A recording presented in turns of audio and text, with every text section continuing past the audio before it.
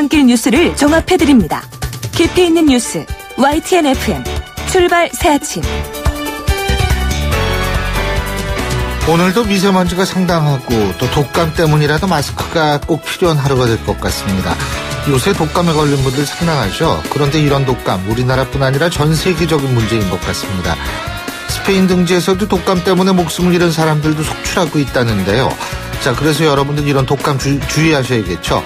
더군다나 황사, 미세먼지까지 있다고 하니까 마스크는 꼭 필요할 것 같습니다. 마스크가 필수품이 돼버린 시대. 그런 생각하면 참 우울합니다. 이 공기마저 조심해야 하는 현실이 우울하다는 겁니다. 신율의 출발새 아침 3부 순서, 먼저 광고부터 듣겠습니다.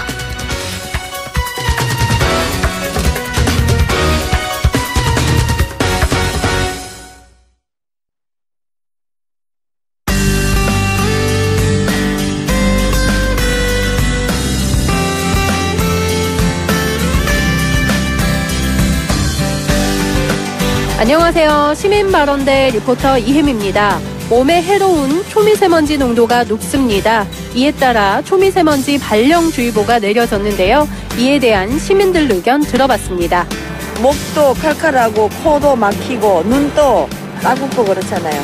나와야 돼요. 마스크를 쓰는 게 대책이 아니고 안 나오는 게 대책이 아니에요. 나올 사람은 또 나와야 돼요. 나와서 활동을 해야 되니까 차가 조금 좀 줄어들었으면 좋지 않을까 하는 생각이 드는데, 제일 큰 건 이제 중국에서 오지 말아야 되는 건데, 제 생각은 그냥 계속 국내에서 뭐 차원에서만 해결하려고 하는 것 같아서 어차피 이런 거를 차지하는 게 한 10%도 안 될 것 같아서요.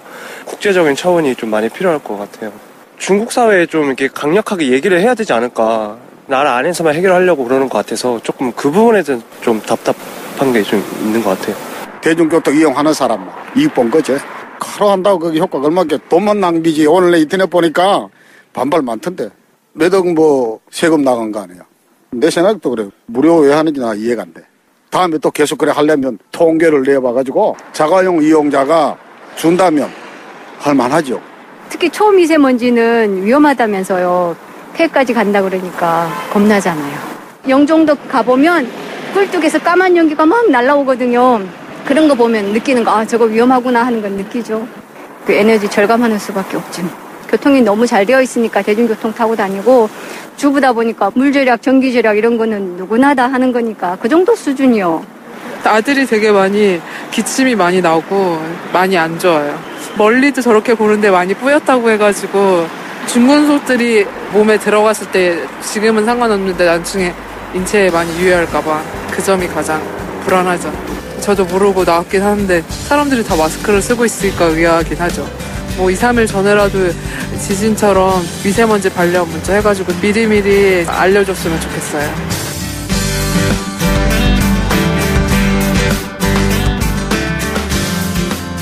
요즘 추위가 잠시 물러가나 싶었는데 미세먼지가 그야말로 극성을 부리고 있습니다. 오늘도 수도권을 기준으로 미세먼지 농도는 나쁨 수준인데요. 봄철에 주로 발생하는 황사하고 다르게 이 겨울철 미세먼지는 우리 눈에 띄지 않아서 워낙 또 입자가 작다 보니까 우리 몸에 훨씬 치명적이라 그러죠. 상황이 이렇다 보니까 이 미세먼지 저감 조치가 발령되면서 서울시는 지난 월요일에 이어서 오늘도 출퇴근 시간에 대중교통을 무료로 운행하겠다 이렇게 밝혔는데요. 최근 초미세먼지의 40%가 중국에서 날아왔다는 연구 결과가 나오면서 미세먼지 문제라는 게 이게 우리나라 혼자 해결할 수 있는 문제가 아니라는 점이 더 확실해졌죠. 여기에 대해서 정부는 올해 한중일 환경장관 회담에서 공동 대처 방안을 논의할 방침이다 이렇게 밝혔는데, 이 미세먼지 문제 우리 국민이 선택할 수 있는 문제가 아닙니다. 우리 국민의 건강 문제 마냥 미룰 수만은 없다는 점 꼭 기억하면서 정부가 하루빨리 주변국들과의 공조를 통해서 좀 더 실효성 있는 해결책을 마련하길 바라봅니다. YTN 라디오 신율의 출발 새아침. 어제 김동연 경제부총리가 가상화폐 거래소 폐쇄는 살아있는 옵션이다 이런 발언을 한 이후에 가상화폐 가격이 그야말로 폭락을 했었다고 하죠. 이 비트코인 같은 경우는 올해 들어서 최저 가격을 찍기도 했다는데 정부는 이처럼 가상화폐 규제 움직임을 보이고 있습니다만 아이러니컬하게 이 청와대 국민청원 게시판에는 규제에 반대한다는 글에 20만 명 이상이 동참을 한 상황입니다.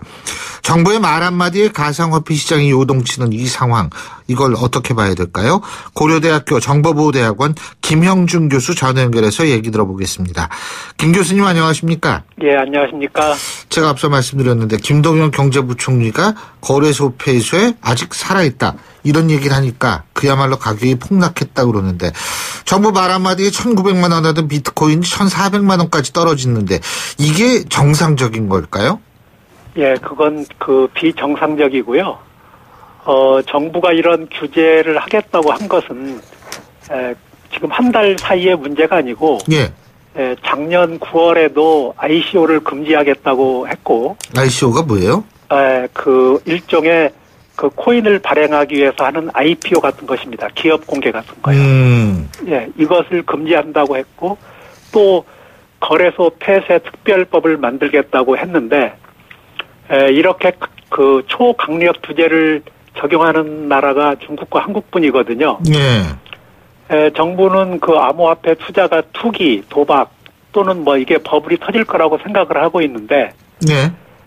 개인의 투자를 국가가 염려할 정도로 한국이 후진국인가, 국민이 그렇게 미개한가 이런 생각이 들고 예. 정부의 대책이 너무나 갈팡질팡해가지고 정부가 더 신뢰를 상실하고 있는 것 같습니다. 지금 교수님께서 갈팡질팡한다고 말씀하셨는데 예. 이게 가상화폐 가격이 또 폭락하니까 가상화폐 신규 계좌를 허용하겠다 이런 얘기를 해가지고 또 살짝 반등하기도 했다고 그러는데 이게 그러니까 뭐예요 대체? 뭘 어떻게 하겠다는 겁니까 정부가? 정부가 이제 대책을 마련하려고 네.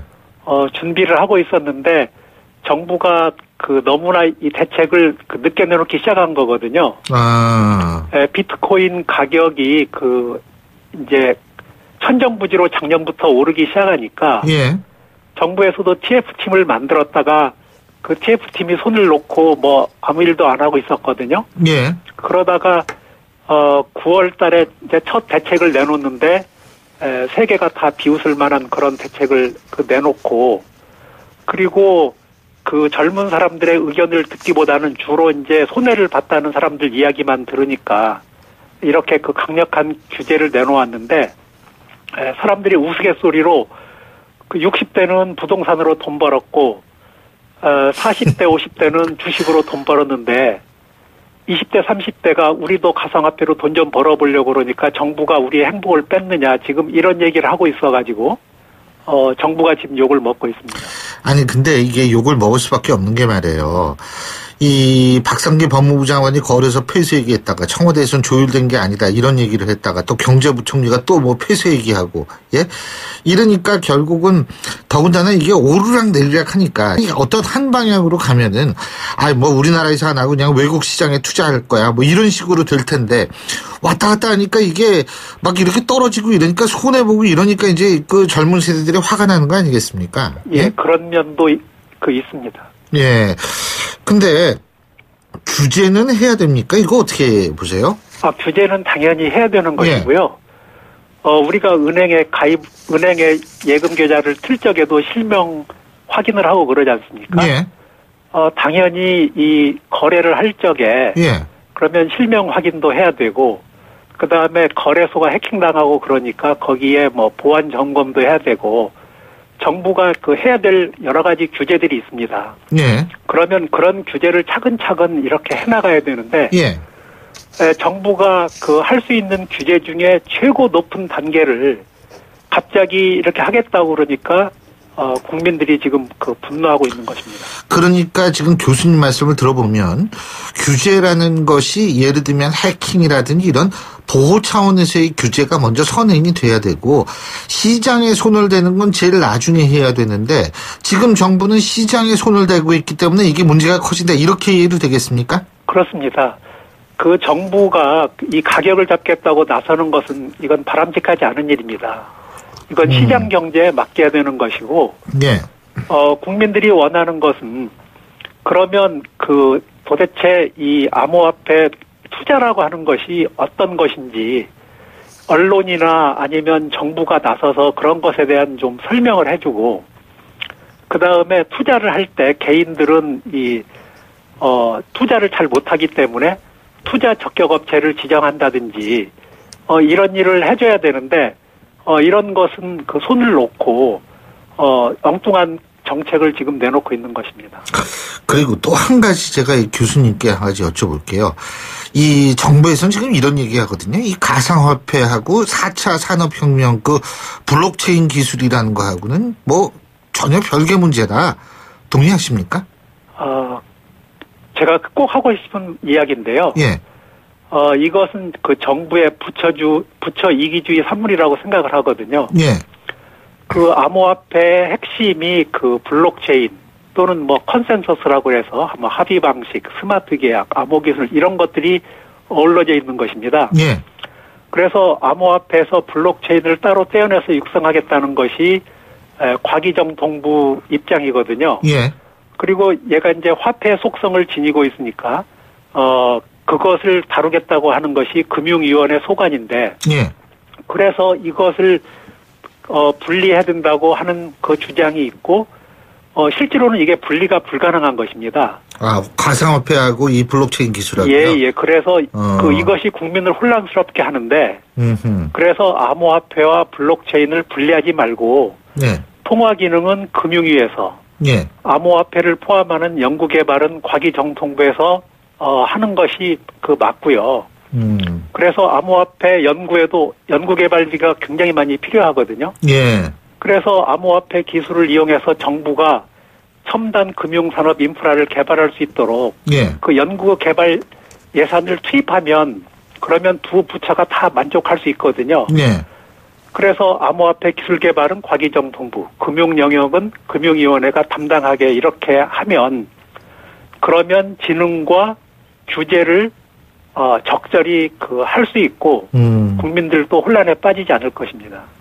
근데 우리나라는 지금 법무부 장관이 나서고 있잖아요. 예? 예, 그게 이제 아까 말씀드린 것처럼 예. 법무부에는 투자를 잘못해가지고 사기를 당했다 이런 사람들만 오니까 그런 것이고 예. 여기 코인에 투자해서 돈 많이 버는 사람들이 거기 갈 일이 없거든요. 그러니까는 지금 정부에서는 그래서 제가 문재인 정부가 이 촛불 민심으로 해서 생겼기 때문에 예. 민심에 굉장히 민감한 허약한 정부고 소심한 정부다.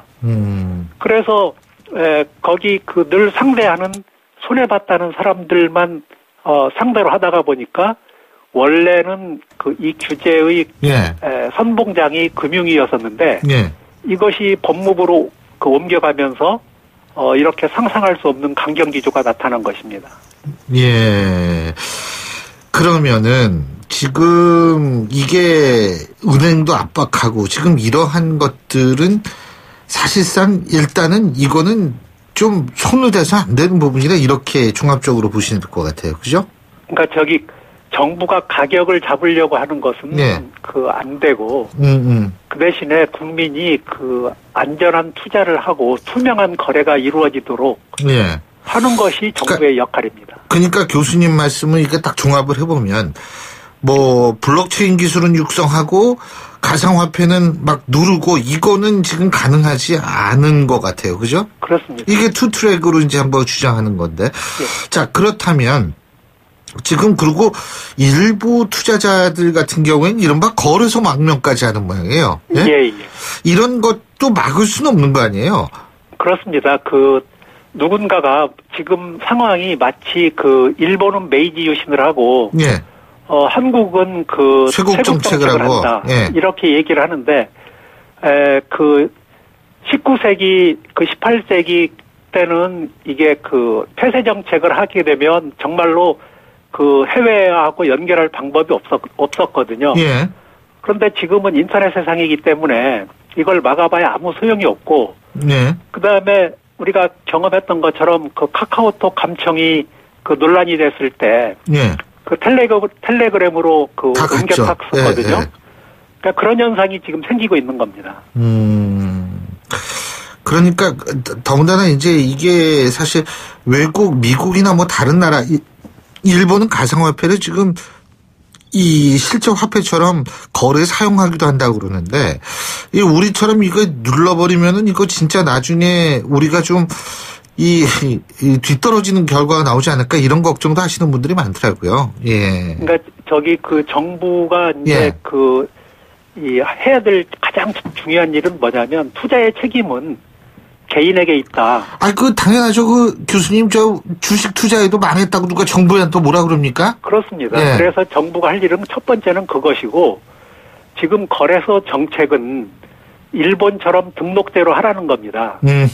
그 다음에 그 ICO 정책은 그 미국 정부가 하고 있는 건데 그 예를 들어서 코인 발행이나 뭐 예. 그 토큰 발행을 증권 수준으로 보고 이 제도권에서 다루라는 것이거든요. 예. 그래서 일본에는 그 2016년도에 그 자금 결제법이라는 것을 개정을 하고 작년에 그 15개인가의 거래소를 그 등록시켜줬습니다. 예. 그래서 거기에는 그 일본 거래소도 있고 그 뭐 중국계 거래소도 있고 이런 것을 이제 그 허용해 줌으로써 일본에서 그 거래소를 이용해서 사람들이 거래를 할 적에 안전하게 할 수 있는 그 제도적 장치를 마련해 줬거든요. 예. 우리가 그 본받아야 될 바로 이웃 나라에서는 이렇게 모범적으로 하고 있는데, 그래서 일본은 그 메이지유신을 한다는 것이고요. 예. 그래서 우리도 좀 차분하게 정책을 그 만들어 나가야 됩니다. 그렇죠. 이게 너무 좀 임기응변식으로 사실 그 유치원 영어 교육 문제도 그렇고 비트코인 문제도 그렇고 사실 이게 좀 상당히 국민들한테 혼란을 주는 경우가 있다 이런 지적도 많은데 지금 이 순간 우리 정부가 좀 귀담아 들어야 될 것 같습니다. 예, 오늘 말씀 잘 들었습니다. 고맙습니다. 예, 감사합니다. 예, 지금까지 고려대학교 정보보호대학원의 김형준 교수였고요. 신율의 출발새 아침 3부 순서 여기서 줄입니다. 잠시 뒤 4부에서 뵙겠습니다. 날카로운 분석, 내일을 보는 시선, 신율의 출발새 아침. 신율의 출발새 아침 4부 순서 먼저 광고부터 들을까요? 예, 수요일 아침입니다. 미세먼지 많은, 그래서 오늘도 대중교통이 무료인 그런 날이죠. 그런 날 아침 8시 34분 59초 지나고 있는데요. 자, 지금 얼마나 차가 줄었는지 알아봐야겠죠. 김미란 캐스터. 네, 신율의 출발새 아침 교통정보입니다. 앞서 들으신 대로 그제에 이어 오늘도 미세먼지 조감 조치로 서울시에서는 출퇴근 시간에 대중교통이 무료로 운행됩니다. 하지만 평소 출근길처럼 이 대중교통에 큰 영향을 미치지 못하는 것 같은데요. 평소처럼 서울 자동차 전용도로 정체가 그대로 많은 편입니다. 먼저 올림픽대로는 김포 방향으로 사고 난 곳이 있는데요. 천호대교에서 올림픽대교 구간 4차로에서 사고가 일어났습니다. 이 부근 여파 때문에 밀려 지나고 있는데요. 다시 청담부터 한강대교까지는 출근길 정체로 밀려 있고 반대 하남 방향 행주대교 일대부터 성산대교, 여의하류 나들목에서 한강대교 구간, 다시 동작대교 지나서 반포까지도 정체가 이어지고 있습니다. 서부간선도로도 도심이나 반대 안양 가는 길 두 방향 모두 많이 밀리는 모습인데요. 외곽 안양 쪽으로는 목동교부터 지금 금천교까지 거의 전 구간이 밀리고 있고 반대 도심 쪽으로 이동하는데 금천교 부근 다시 고척교를 지나서 신정교 일대를 지나서 도심 목동교 진입하는 데까지도 속도가 많이 내려가 있습니다. 북부간선도로는 도심 종암동 쪽 이동하는데 묵동 나들목부터 종암동 끝까지도 정체 서행이 되고 있는 상태입니다. 신일의 출발새 아침 교통정보였습니다. YTN 라디오 신율의 출발새 아침.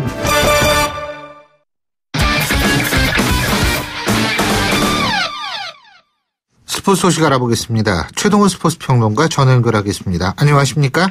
예, 안녕하세요. 예, 세로머리 여자 아이스하키 대표팀 감독이요. 예. 미국 전지훈련을 마치고 어제 입국을 했는데 올림픽이 임박해서 이런 얘기 나오는 게 충격적이다 이런 얘기했죠. 여자 아이스하키 대표팀의 이 캐나다 출신 세라 머리 감독이거든요. 미국 전지 훈련에 이어서 이제 휴가를 즐기다가 이제 휴가를 마치고 어제 입국을 했습니다.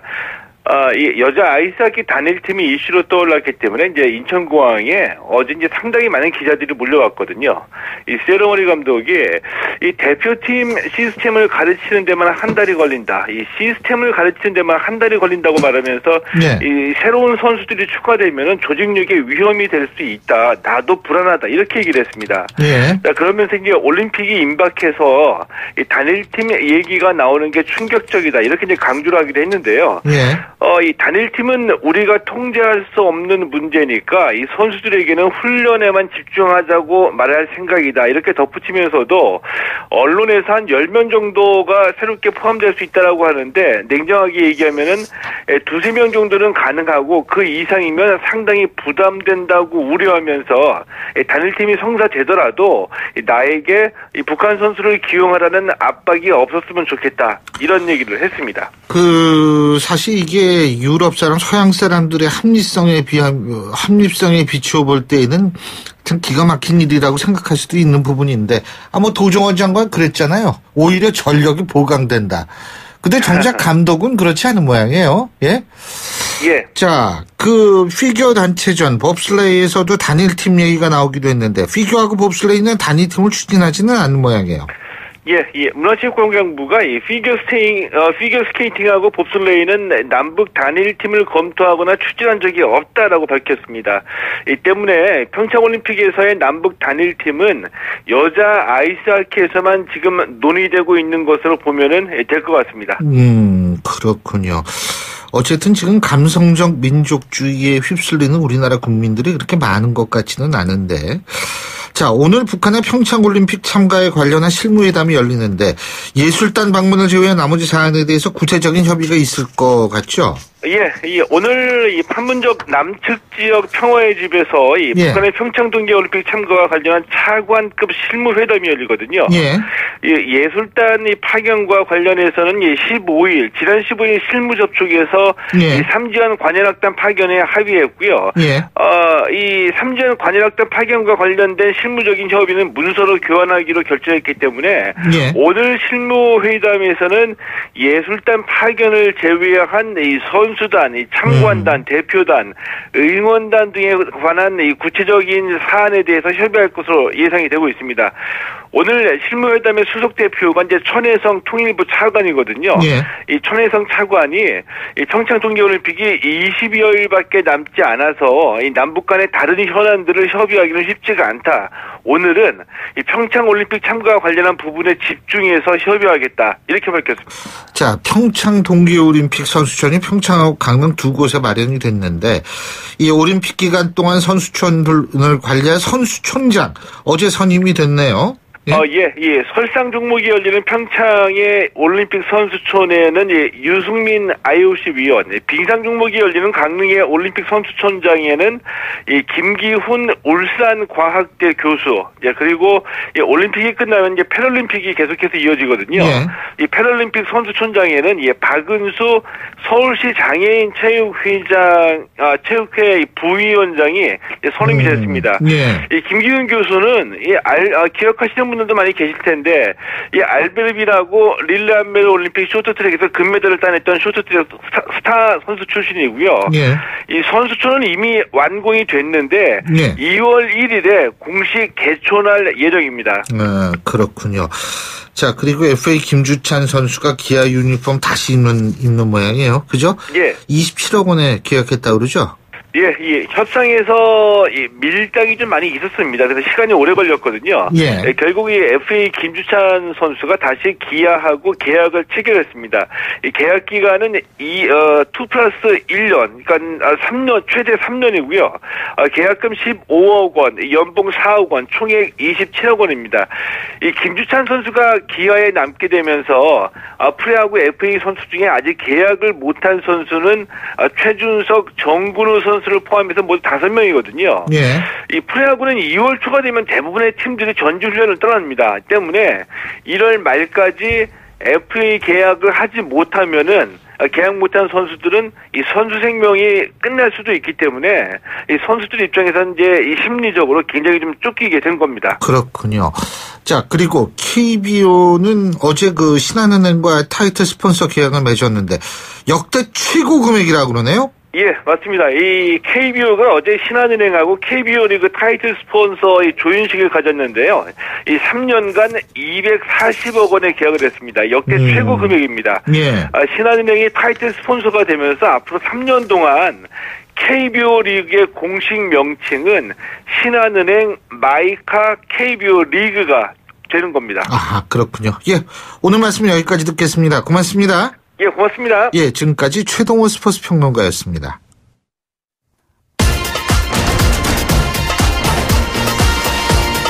여러분이 지금 듣고 계신 주파수는 FM 94.5MHz입니다. YTN 뉴스 FM.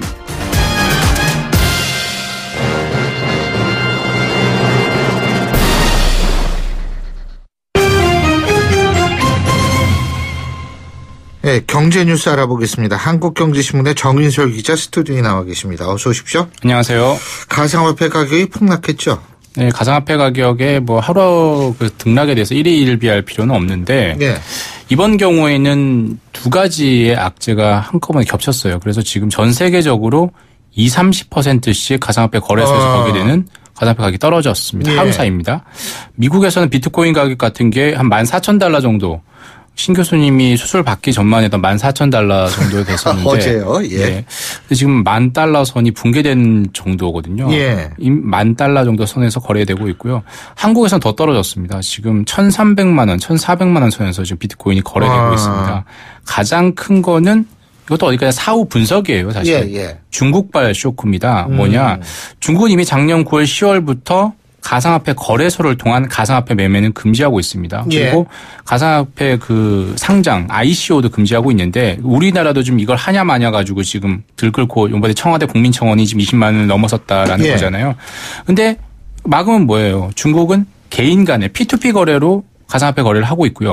중국에서 막는다 하더라도 한국, 일본 이런 데서 막 산다는 거죠. 일본. 중국 맞습니다. 자본이. 물론 예. 계좌를 트기가 쉽지는 않습니다. 예. 하지만 뭐 어떤 형태로든 중국 자본을 통해서 거래를 한다라는 거고요. 근데 이제 이 P2P 4인 간, 개인 간의 거래를 하는 플랫폼이 있고 모바일 애플리케이션이 있는데 이것까지도 접근을 막으려는 아예 차단을 하려는 중국 당국이 하려고 한다라는 보도가 나오면서 전 세계적으로 중국 빠지면 큰손 빠지면 어떻게 되지라면서 이제 매도세가 커져서 전체적으로 빠진 것으로 지금 분석이 되고 있습니다. 중국이 경제는 사실 자본주의인데 이렇게 규제하는 거 보면 사회주의적 권위주의가 정치는 당연히 사회주의죠. 예, 이게 아주 유감없이 발휘되고 있어요. 예. 근데 크라켄 서버 다운이라는 사태도 있다 그러는데 이게 뭐예요? 크라켄 서버 다운. 이게 제가 말한 두 가지 악재인데 두 번째는 이게 미국입니다. 예, 유식해져요. 예, 이거 이 크라켄은 뭐 다들 생소하시긴 할 텐데 이것도 거래소 이름이에요. 미국에 있는 가상화폐 거래소 이름인데 뭐 세계 빅5 중에 하나예요. 예. 근데 여기가 왜 중요하냐? 얼마 전에 가상화폐 그를 선물로 작년부터 거래를 하기 시작했잖아요. 예. 시카고 선물 거래소, 세계 최대 선물 거래소인데 이 비트코인 선물을 가격을 책정하는 기준이 이 크라켄 거래소예요. 근데 이 크라켄 이 거래소가 서버가 다운이 됐습니다. 예. 현지 시간으로 지난 11일인데 다운됐으니까 원래 2시간 정도 서버 점검하면 되겠지라고 했는데 2시간이 아니라 이틀이 지나서 원상 복구가 됐는데 예. 물론 그 크라켄에서는 업그레이드가 목적이었다고 하지만 알 수 없는 버그가 된 거 아니냐 이런 분석. 이것도 큰일 나는 거 아니냐. 왜 이런 불안감을 갖느냐. 2014년에도 일본의 거래소인 마운트곡스가 해킹당하면서 아예 그 청산을 했거든요. 우리나라도 작년에 유빗도 마찬가지 이유로 지금 아예 없앴는데 뭐 다시 뭐 매각한다 이런 얘기가 왔다 갔다 하고 있는데 결과적으로 지금 우리나라 정부도 이낙연 총리가 이런 얘기를 했잖아요. 가상화폐에 대한 질서 있는 퇴장.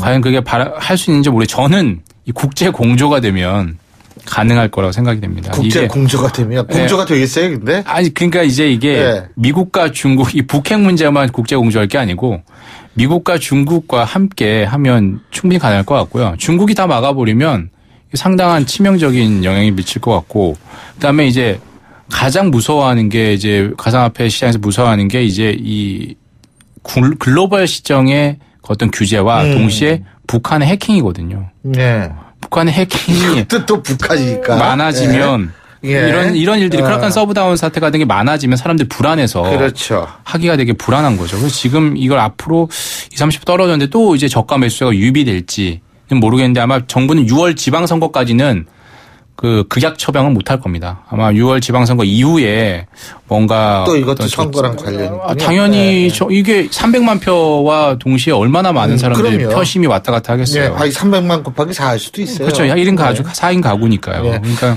아마 그 이유가 또 주목이 됩니다. 근데 사실 제가 아까 국제금융 비트코인 말씀하셨는데 이게 저는 지론이 이거예요.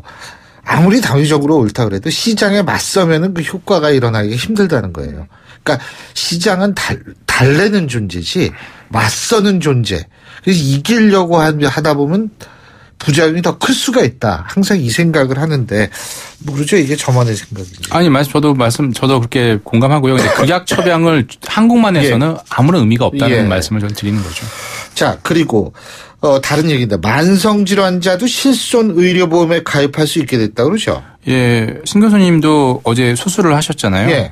그 수술을 눈 수술을 하셨는데 관계없이 실손보험이 그 보장이 되죠. 그런데 만성질환자 가장 유명한 게 백혈병, 고혈압, 협심증, 심근경색, 뇌출혈, 뇌경색, 이런 당뇨병, 이른바 10대 질병, 발병 이력만 있어도 그동안 실손보험 가입하기 되게 힘들었어요. 5년간 발병 및 치료 그 이력을 보고 심사를 해서 되면 실손보험 가입할 수 있습니다. 아니면 없습니다라고 했는데요.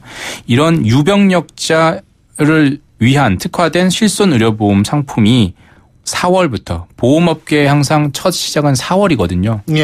그 3월 말 결산 법인들이기 때문에요. 그때 이런 유병력자 실손의료보험이 4월부터 출시가 된다. 그러니까 내가 백혈병, 고혈압 알아서도 지금 앓고 있어도 그 약 먹어도 가입할 수 있다는 거죠. 그렇죠. 맞습니다.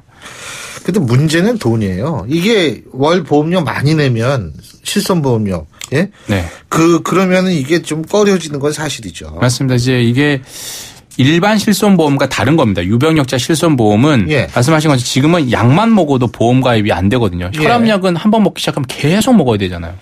꼭 그런 거는 아니더라고요. 아, 그런가요? 제가 잘 몰라서 대부분 그렇잖아요. 아직 잘 모셔가지고. 아, 그렇고 요즘은 좀 많이 바뀌었군요. 근데 이제는 이번에 바뀌는 게 그 치료나 수술을 안 하더라도 약만 먹고 있으면 보험 가입이 쉽게 실손보험을 가입할 수 있게 되는 게 바뀌는 거예요. 4월부터. 그런데 말씀하시는 보험료가 얼마나 오르겠느냐.